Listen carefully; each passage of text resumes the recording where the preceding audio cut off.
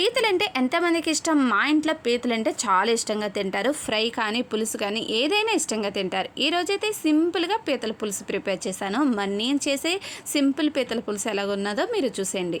ముందుగా మిక్సీ గిన్నెలోకి టమాటో ఉల్లిపాయ వేసి మిక్సీ పట్టేసుకుందాం. తర్వాత స్టవ్ వెలిగించి కడాయి పెట్టి ఆయిల్ వేడి చేసుకుందాం. చక్కగా ఇలా పేస్ట్ చేసుకున్నాం కదా. ముందుగా ఆయిల్లోకి నాట్లు పెట్టుకున్న పచ్చిమిరపకాయలు వేసేసుకుని తర్వాత ఉల్లిపాయ టమాటో పేస్ట్ కూడా వేసేసుకుని బాగా మిక్స్ చేసుకుందాం. ఉల్లిపాయ టమాటో ఫ్రై అవుతుండగానే రుచికి సరిపడగా ఉప్పు కూడా యాడ్ చేసేసుకుని ఫ్రై చేసుకుందాం. కొద్దిగా పసుపు, అలాగే ఇందులోకి మసాలా ముద్ద అల్లం, వెల్లుల్లి, ధనియాలు, జీలకర్ర, దాల్చిన చెక్క, లాలిక్కాయ, లవంగం, గసగసాలు అన్నీ కలిపి మిక్సీ పట్టిన మసాలా పేస్ట్ కూడా వేసుకుని అప్పుడు బాగా ఫ్రై అవ్వాలి. ఫ్రై అయ్యి ఇలా ఆయిల్ పైకి తేలింది కదా, ఇప్పుడు కారపొడి యాడ్ చేసేసుకుని బాగా మిక్స్ చేసేసి ఇందులోకి ఇప్పుడు శుభ్రంగా కడుగు పెట్టుకున్న పీతలు వేసేసుకుందాం. పీతలకి మసాలా బాగా పట్టించుకోవాలి. మూత పెట్టి 2 నిమిషాలు అలా వదిలేద్దాం.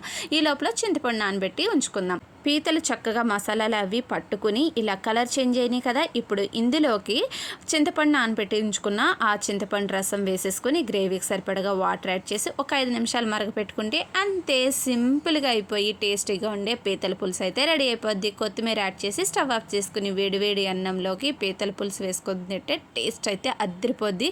ఈరోజు కండ కూడా చాలా ఎక్కువ ఉంది పీతల్లో. మీరు ఎప్పుడైనా పీతలు తిన్నారా లేదో కామెంట్ చేయండి.